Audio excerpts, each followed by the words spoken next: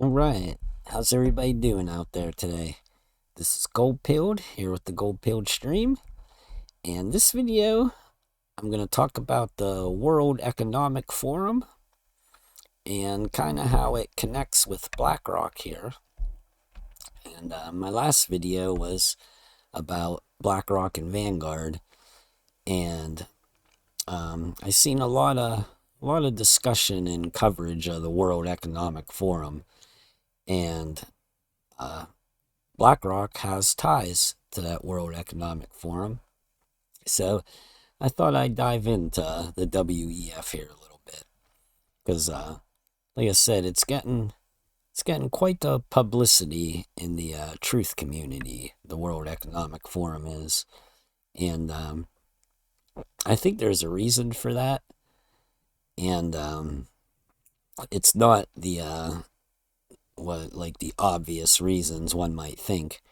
Um, I think the WEF and the leader, old Klaus Schwab, I think they're kind of portraying him as like the boogeyman or, the main figurehead behind the elite control. Almost kind of like a scapegoat, where the actual control is much, much deeper than that. But they like to put a public face out there for people to target and blame and waste their time on and rabbit hole and get caught up in stuff when it's not the true hand behind the scenes manipulating everything. It's just a public face, and I believe that's a lot of what Klaus Schwab is. But the World Economic Forum is not so much a public thing. They do have their hands in a lot of things, as you'll see here, but the main bad guy, boogeyman Klaus, they're definitely using him as a public blame. Um, you know, oh, he's responsible. He's responsible. Well, it's much much deeper than that. But the WEF is a problem, and it is working against the people. So we need to be aware of that. So I'm going to share my screen, and we're going to go check out some information here. All right, so first up, we're at the World Economic Forum, and it's about Klaus Schwab.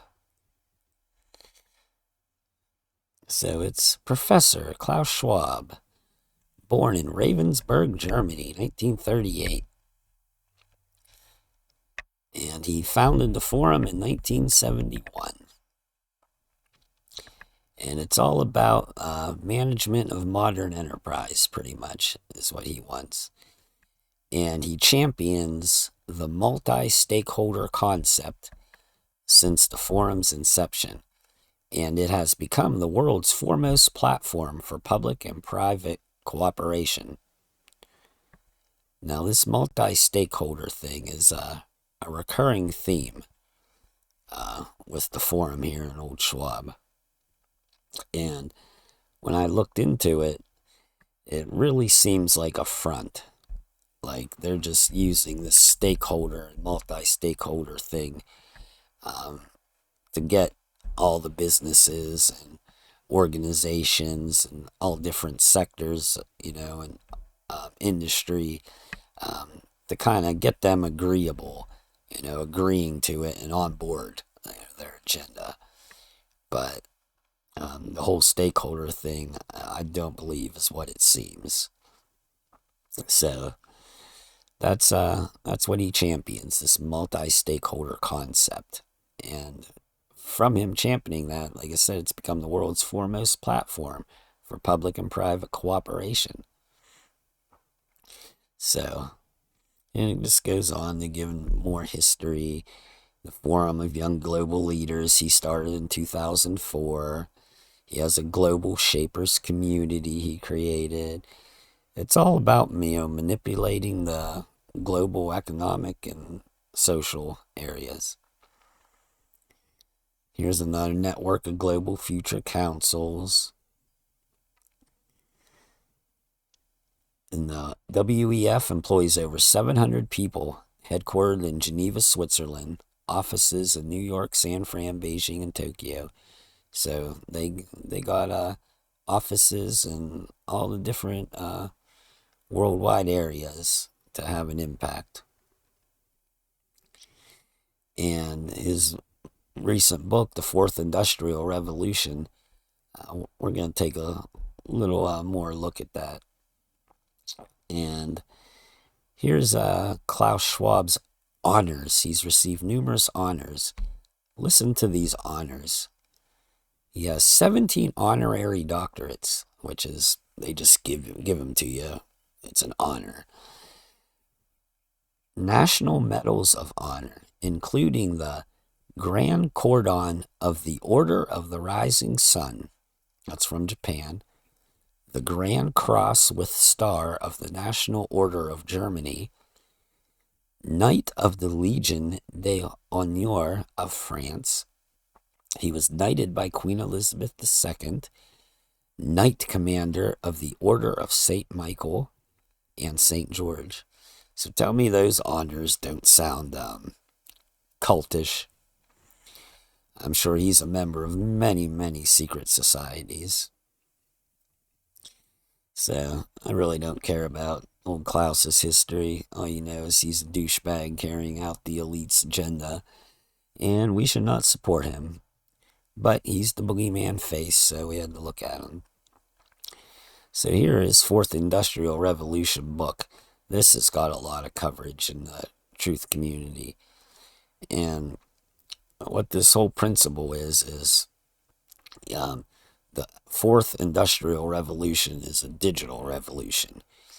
And old Klaus here argues that it's going to be the most impactful and changing industrial revolution that we've ever had. He thinks, it's going to fuse the physical, digital, and biological worlds.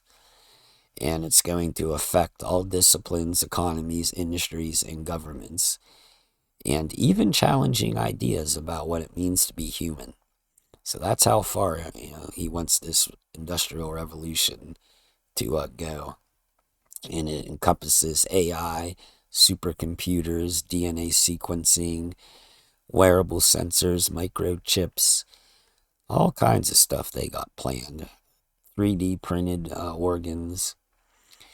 And old Schwab says here, the Fourth Industrial Revolution is more significant and its ramifications more profound than in any prior period of human history.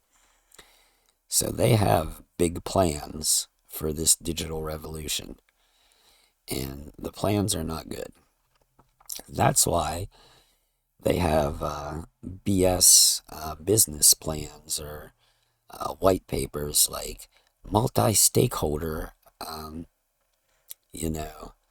multi-stakeholder, well, that's what they want. They want you to think that everybody's going to have a part and everybody's going to be on board with this multi-stakeholder stuff.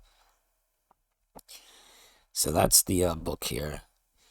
And he goes into, what they got planned and stuff. And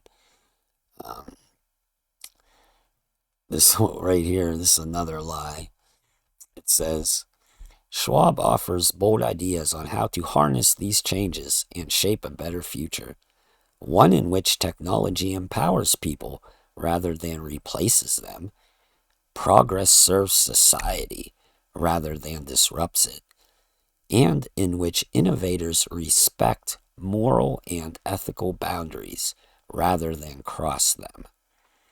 We all have the opportunity to contribute to developing new frameworks that advance progress. So pretty much everything he says there is the opposite. They're planning on replacing people with technology.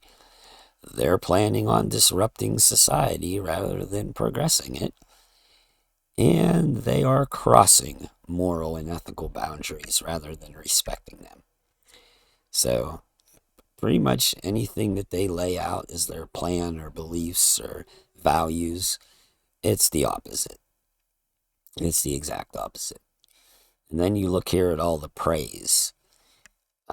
Mark Benioff, the CEO and chairman of Salesforce USA.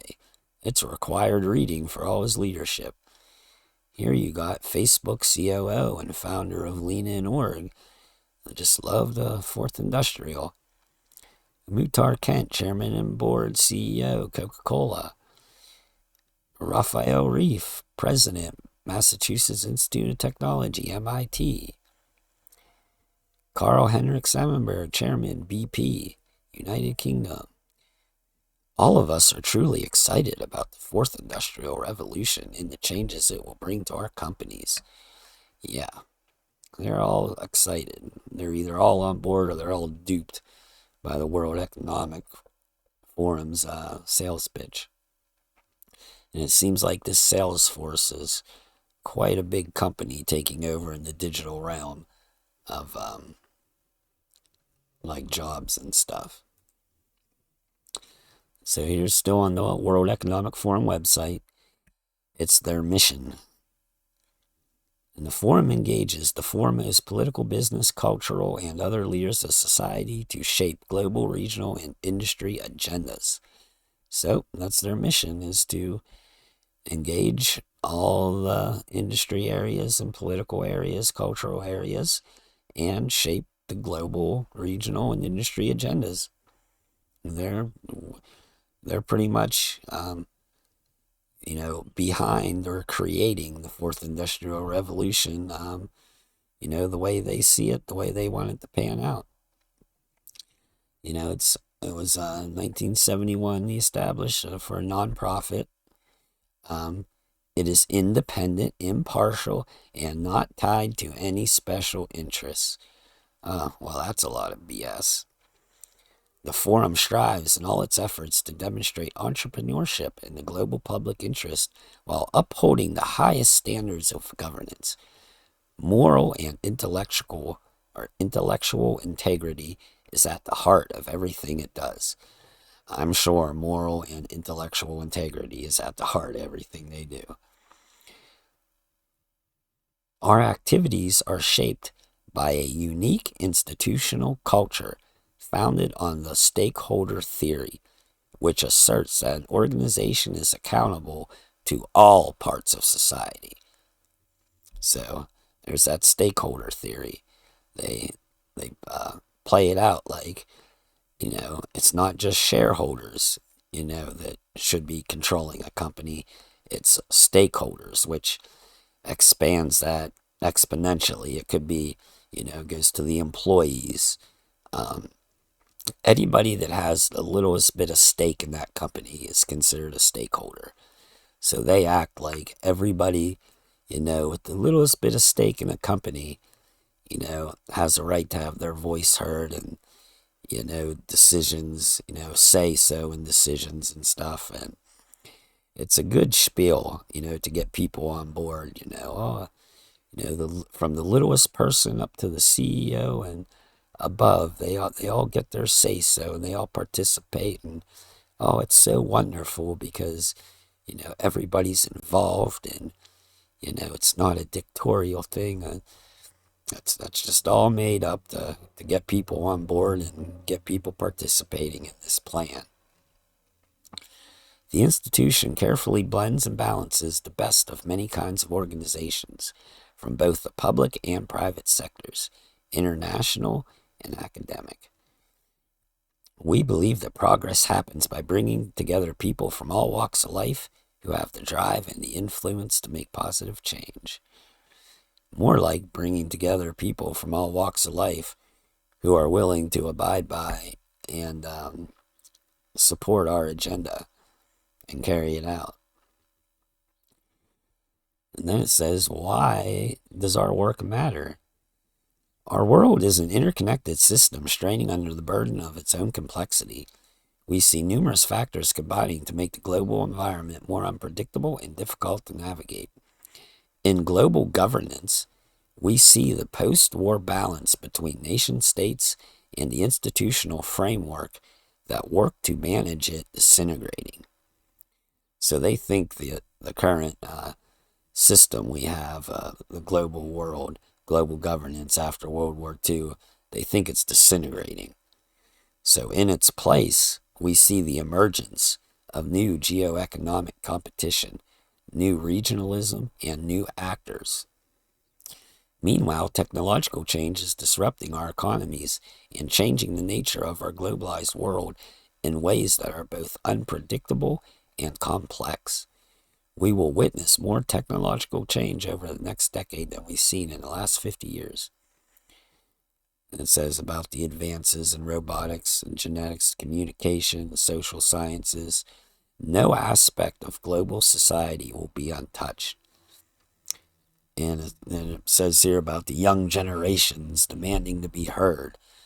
That's them getting the younger crowd to be on board and start their global young leader, global young grooming, they should call it, to get youngsters to, their voices will be heard, but it's their voices are that the WEF wants to be heard.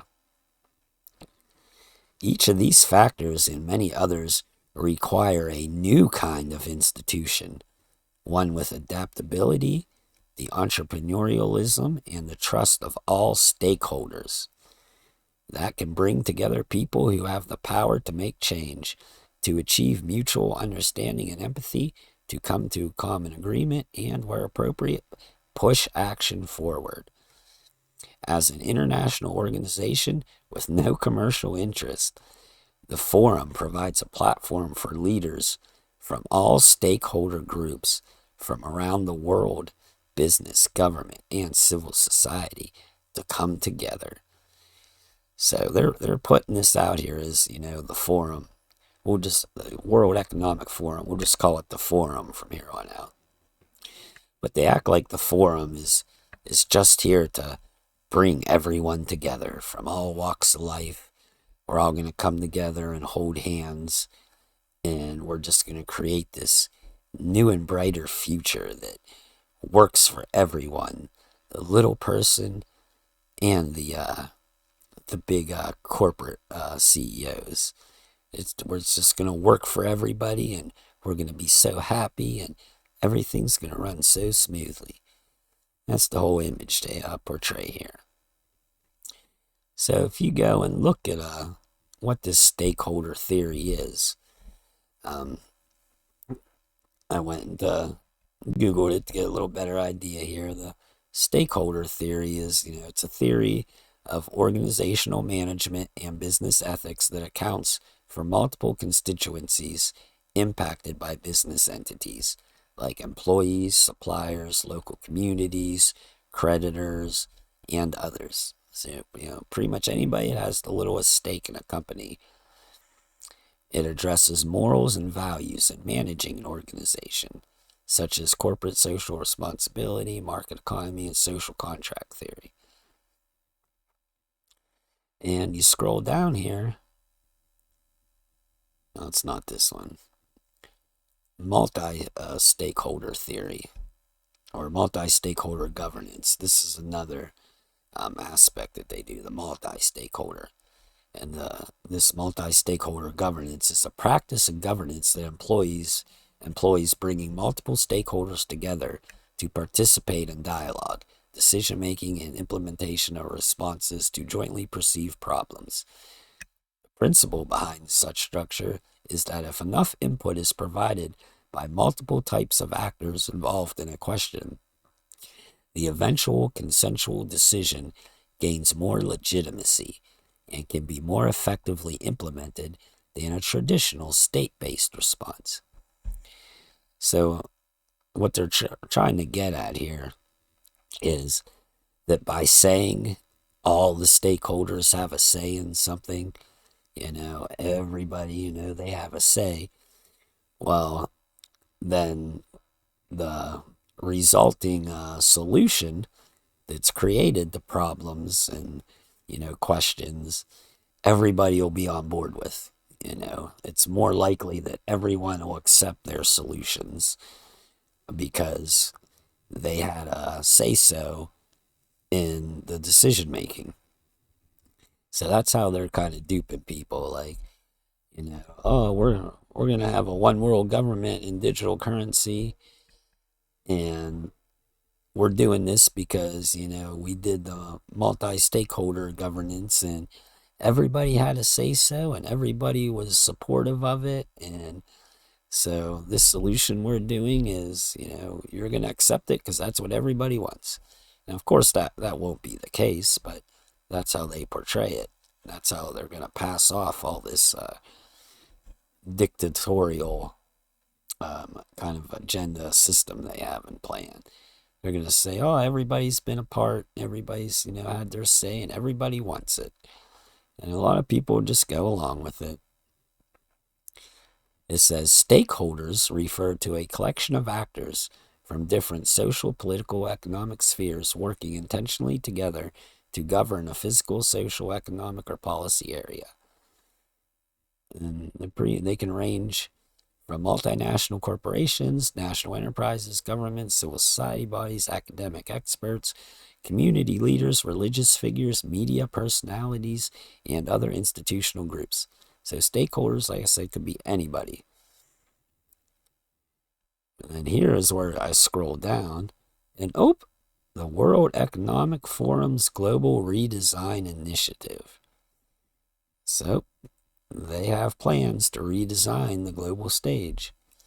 The most extensive theoretical writing and most detailed practical proposals comes from the World Economic Forum's Global Redesign Initiative, the GRI.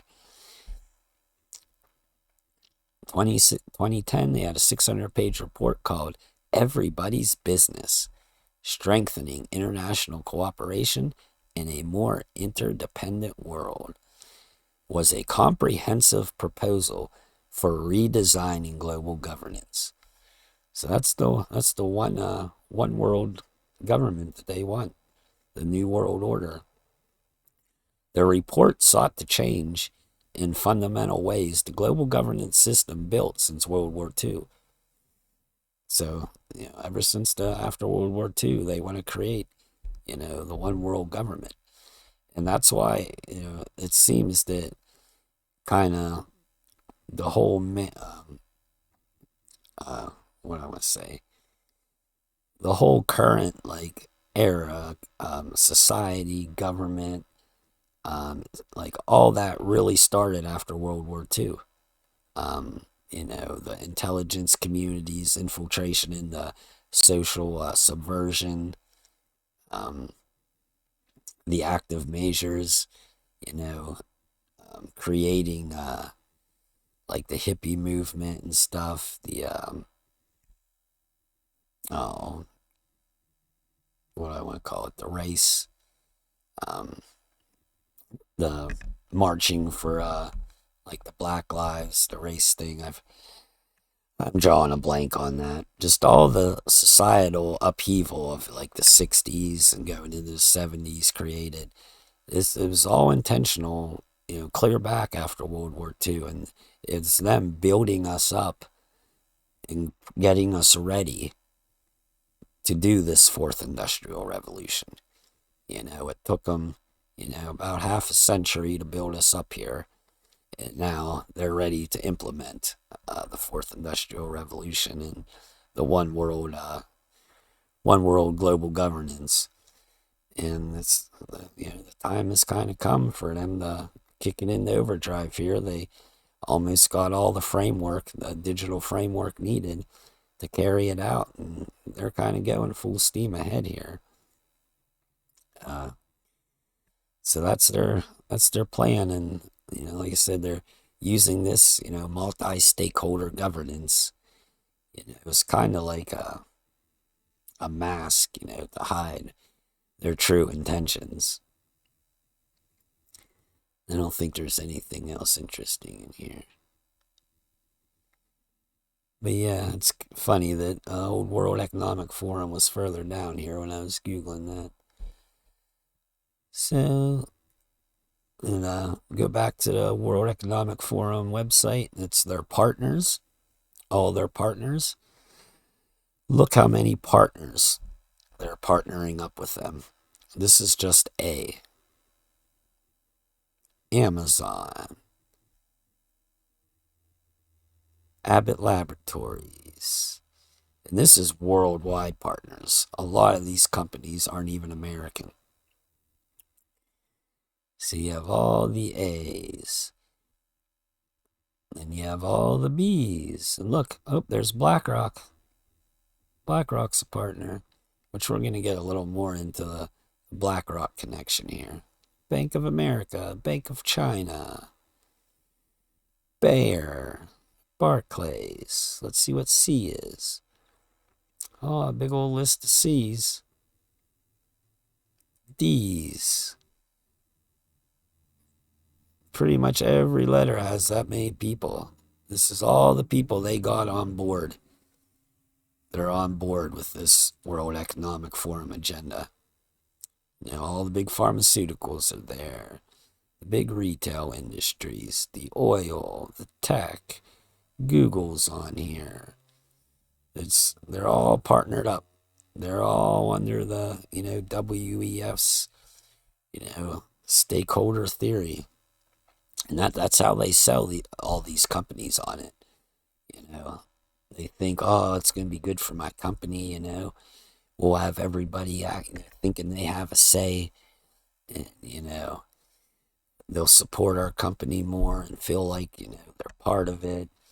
And so they all get on board and then they all just carry out the agenda, a lot knowingly and many doing it unknowingly. They've really learned how to manipulate and control things, and it's not hard to dictate the direction of pretty much everything now, especially with the digital age here. So let's carry on here and we'll wrap it up. This is AwakenWithJP, JP Sears now. He does satire comedy, and he's still permitted on YouTube. And I'm suspect of him. He has 2.3 million subscribers, but he never gets any strikes or anything on his channels. And I've been watching other YouTube videos, and when an ad pops up, because on my phone I can't block the ads, well, when I get an ad, another video, one of the ads was actually JP Sears here. And I'm not quite sure what he was selling or advertising, because I clicked off of it quickly, but he was in his own ad running on YouTube, so I don't know if it was his channel or he was being an actor for somebody in their ad or what, but he was in an ad, and he has this many subscribers and permitted on YouTube. So it's questionable because they don't really allow much on YouTube unless it's permitted, especially when you have the influence of 2.25 million subscribers. So he is permitted to be on here. Why he is permitted to be on here? You come to your own conclusion on that.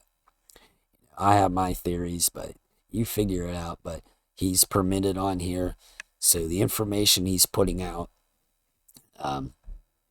is permitted. They allow you to hear it. So there's a reason they allow you to hear it. So you come to your own conclusions on it, on the information he gives and why they're allowing him to put out that information. But he is funny, and he makes some good points. And he takes a more of a, libtard owning take. He's more panders to the conservative right. But I like his comedy. His satire is funny. And he does speak some truth in it. So that's why I kind of watch his videos. But this recent one he did is Klaus Schwab, the most dangerous man in the world. It's been received with good reviews in the truth community. Even old Data Dumper on BitChute posted this video over there. So Data Dumper felt it was important to share around. And, it could just be the IIA. Wants this video to make the truth community rounds. So like I said, I'll always be suspect of what's being permitted and what's being pushed to the front. Mainstream and alternative media, what's being pushed to the front. And it seems like this is kind of being pushed to the front. But So let's watch a couple clips from here. I got three different clips from this, so we want to point out. So let's mute my mic and play the clip. Is this reptile, Klaus Schwab's top advisor, Dr. Yuval Noah Harari. Let's see what he has to say. Data might enable human elites to do something even more radical than just build digital dictatorships. By hacking organisms, elites may gain the power to re-engineer the future of life itself. Because once you can hack something, you can usually also engineer it. Elites hacking organisms and re-engineering life itself? Well, he's not talking about doing that to people, is he? Now, in the past, many tyrants and governments wanted to do it, but nobody understood biology well enough, and nobody had enough computing power and data to hack millions of people. Neither the Gestapo nor the KGB could do it. But soon, at least some corporations and governments will be able to systematically hack all the people. Well, I guess he was talking about doing that to people. All people, to be specific. And if indeed we succeed in hacking and engineering life, this will be not just the greatest revolution in the history of humanity. This will be the greatest revolution in biology since the very beginning of life 4 billion years ago. For 4 billion years, nothing fundamental changed. Not playing God, are you? Because that usually works out super well. Science is replacing evolution by natural selection with evolution by intelligent design. Not the intelligent design of some God above the clouds. Oh, you are playing God. Say more. Evolution by natural selection with evolution by intelligent design. Not the intelligent design of some God above the clouds, but our intelligent design and the intelligent design of our clouds. The IBM cloud, the Microsoft cloud, these are the new driving forces of evolution. Gosh, you wouldn't by chance have a plan in place on how to control people with your cloud technology, would you?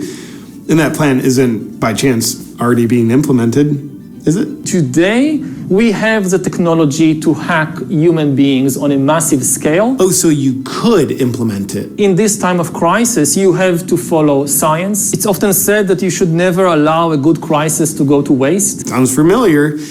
And I guess you are implementing it already. Didn't anyone bother telling this guy not to say any of this out loud on camera? It's a lot of evidence. Surveillance. People could look back in 100 years and identify the coronavirus epidemic as the moment when a new regime of surveillance took over, especially surveillance under the skin. My brain, my body, my life, does it belong to me or to some corporation or to the government or perhaps to the human collective? This guy's revealing the whole plan. He's gonna ruin it. The World Economic Forum, out for the good of humanity. You'll own nothing, not even your own DNA, if we have our way. Now for some... Okay, so you heard Klaus Schwab's most closest advisor there. They pretty much plan to get complete control over the human body. As far as microchipping or the intelligent design he was speaking of, they're probably pretty close to having that tech already, to where they'll be able to intelligently design the humans they want, the elite will. And likely they'll probably just make them a workforce. You'll be intelligently designed to serve them as tax cattle, labor cattle, however. He said pretty much, your own free will is over with. They can control you. And the techniques they have to do that, I don't know what they are. I'm sure the internet and the digital computers here are a big part of it. And they might even be able to take away your free will just through, digital cues and stuff, the internet. Misinformation media they're putting out here. We're in the post-truth era right now. So just everything that they present to you could control you. We don't know what levels, of techniques they have to manipulate, the human body. But apparently they have it. Just like he said, it's pretty scary, and that's, the direction that this, the forum is heading. They're going to get all the companies on board, all under one umbrella, and then they're going to dictate, to everybody else, all the humans, everything. And that's kind of getting on to, by 2030, you'll own nothing and be happy. And the reason you'll own nothing is because BlackRock will own everything. And you will have nothing, and you'll be happy because they will manipulate, your body and your mind into thinking you're happy. So we are on a downward spiral right now, and we're not going to be able to pull out of it. I don't have much hope. The people, the ordinary person out there like me or you, they just don't see it. They don't see this. They're not woke up to it. And like I said, the people who do think they're red-pilled, they're actually purple-pilled, and they're still asleep. So there's no hope to pull out of this. We're likely doomed, unless people can get the gold pill level. There ain't no chance in this. I don't have much hope that enough percentage of the population is going to get the gold pill level anytime soon. So let's move on to the next clip here. I think this here's where he talks about BlackRock. This is how interconnected they are. Consider this. BlackRock is an investment firm with $9 trillion under management, which is a higher GDP than every country on Earth, aside from the US and China. Therefore, it turns out BlackRock has more political and financial influence than the Federal Reserve and most governments. Sounds cool, but what's the connection with the World Economic Forum? Well, again, and it's probably nothing, but BlackRock CEO Larry Fink is also just a board member of the World Economic Forum. Well, that's super convenient, and probably just a coincidence. Is the World Economic Forum and BlackRock colluding in corporatism, where an unelected corporate elite dictates top down to the population? Well, they couldn't be doing that because they'd have to infiltrate the government, which they haven't done. Except for, in one of Joe Biden's first appointees once he took office, he named Brian Deese to be the director of National Economic Council. Brian Deese came from BlackRock, where he was a global head of sustainable investing, and now he's Biden's main advisor for economic policy.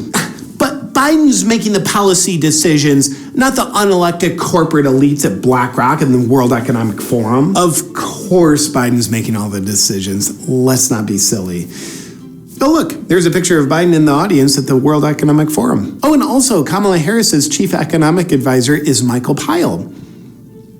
He came from BlackRock, where he was a global chief economic strategist, overseeing the strategy for investing $9 trillion. Well, it looks like corporatism, but it's probably not. But if it was, it would actually be a viable strategy for BlackRock and the World Economic Forum to own everything and for you to own nothing. Oh, fun fact, BlackRock is buying up single-family homes at an alarming rate, oftentimes paying 20 to 50% above asking price, so normal people like you and I can't own the homes. Now, there is an interesting pattern to all this. Okay, so there's all the BlackRock connections. And like I mentioned in the BlackRock video, it's the revolving door of industry and government, where they just, they leave their CEO position, at companies, and they go into government, this actually specific government sectors that are usually in the industry area of the business they left. So if it's, a transportation or something, industry they left, they'll go into, transportation secretary or whatever, a government, or, if it's based on the economy, they'll go into the economic area of government. And it's the revolving door. And when they get into government, they pass policies that favor the businesses, they just left. And then they leave government, they go back into the businesses, and they get paid, millions and billions, to do that, because the policies they make in the government just make that company so much richer. There's just a revolving door. And he shows you here on all the BlackRock leaders. They leave BlackRock and they go right into that sector of government where they can pass laws to further financially benefit BlackRock. And this the revolving door continues. And they show you how they're buying up, all the homes and stuff.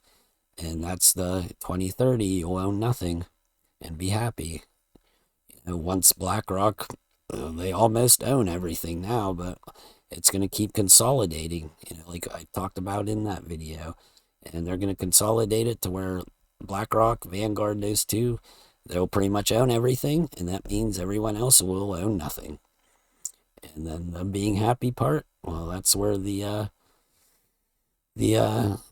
hacking the human DNA and whatnot that his advisor, transhumanist advisor, speaks so zealously about.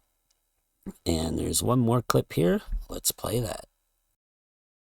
Question: is Klaus Schwab the most dangerous man in the world? Here's his top guy again. Humans are now hackable animals. The whole idea that humans have, they have this soul or spirit and they have free will and nobody knows what's happening inside me. So whatever I choose, whether in the election or whether in the supermarket, this is my free will, that's over. Free will, that's over. It will indeed be over if you outsource your thinking to outside influences and take the easy way out by choosing obedience over bravery. Doing so may... Okay, so there, this top advisor, he says your soul and free will are pish-posh. And, you thinking that, you can go out and make decisions, even at a basic level, at a supermarket. Those days are over, he says. According to him, pretty much the whole life will be dictated. No free will. It sounds like you don't even believe in us having a soul. And that's not surprising because him and Klaus Schwab, they appear as they don't have any souls. So that's kind of the agenda the World Economic Forum, was after. It doesn't sound like this great mission that they lay out here and why their work matters. They portray it as, they want everybody involved, all the stakeholders of business and industry, get a say-so, and, any questions or problems arise, everyone will have input, everyone will have their voices heard. And, so the solutions to that, will be a lot more accepting and everybody will be on board with the solutions and implementations. And we're just all going to hold hands and sing Kumbaya as a one world government controls us and dictates every aspect of life. And everything's just going to be fine and dandy, It'll be 2030 and we'll own nothing and we'll be happy. That's the image they portray here, that it's very person-oriented, the individual-oriented. And the agenda that they're carrying out couldn't be anything farther from that portrayal that they put out there. It's an agenda of enslavement and control.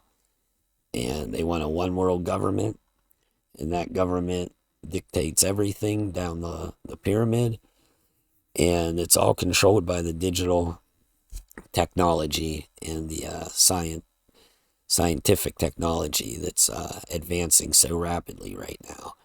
And in their own words of his advisor, they already have the capabilities to do all this stuff.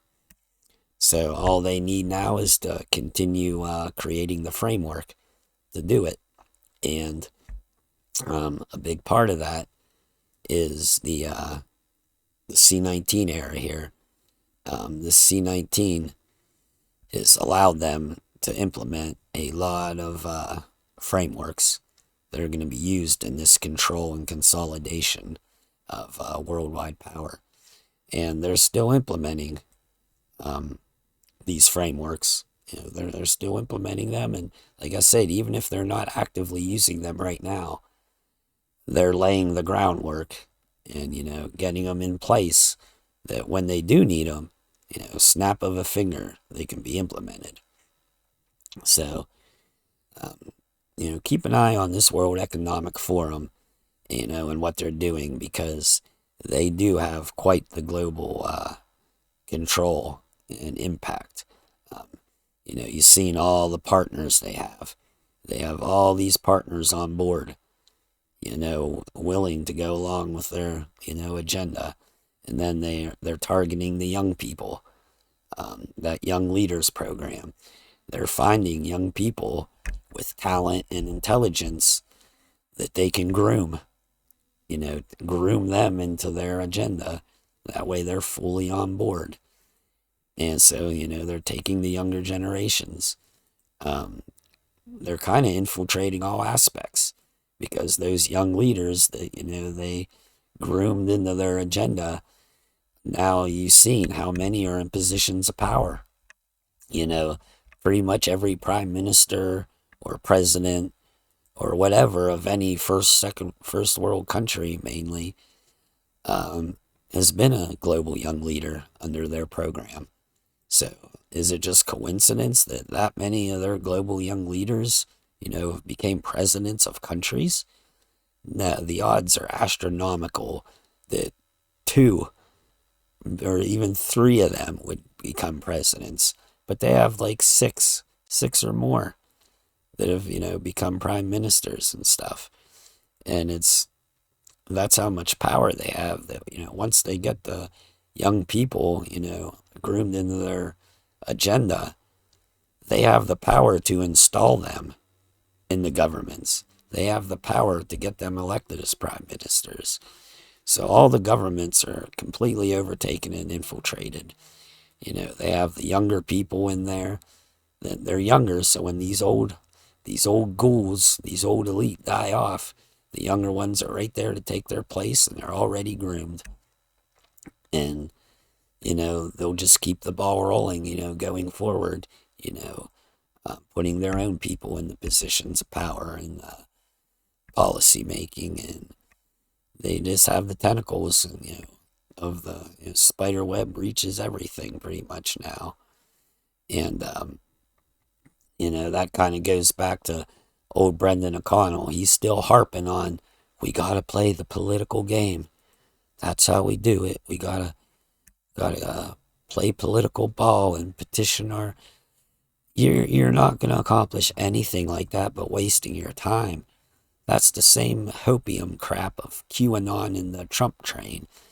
And Brendan's actually still giving Trump a chance. He is still giving Trump the benefit of the doubt, old Brendan. If Trump gets in there again and he needs to call out Kissinger and stuff and call the right people out, he still has a chance. How retarded is that? Brendan is a smart guy, like I've said. So this still giving Trump the benefit of the doubt and telling people play the political game, when it should be obvious with his intelligence that the whole government is corrupt and infiltrated through and through. They're beholden to special interests. They do not serve the people. But he pushes that. And that's his IIA agenda. Brendan is an asset. I almost guarantee he's an intel asset, and he's serving the IIA online truth community agenda. And his narrative angle is to get you to still believe and participate in the system, the political system.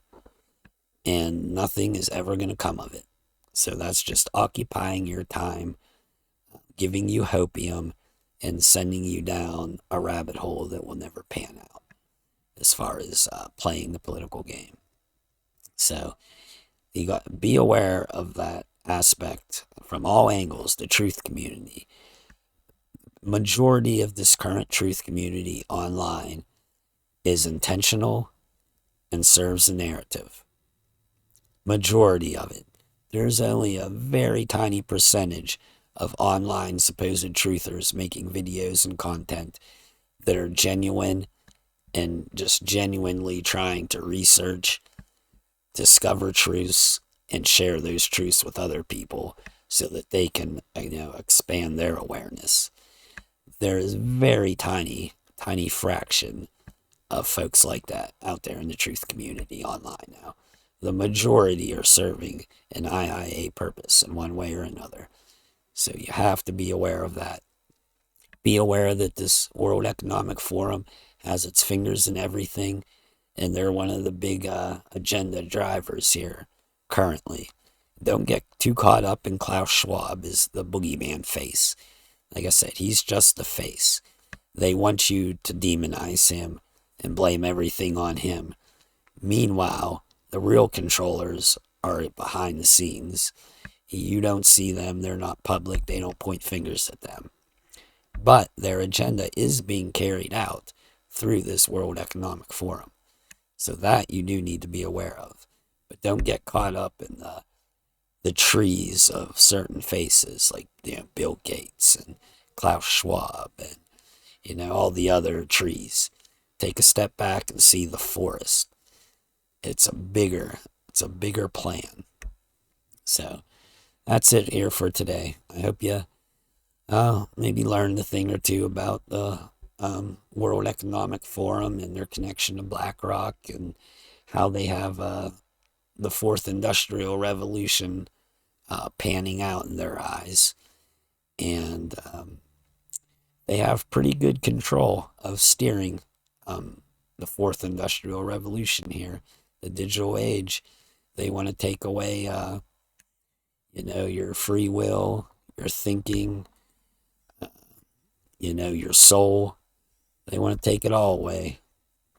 So, I hope people can start thinking higher and find the gold pill. We need the gold pill right now more than ever. So, everyone, take care out there.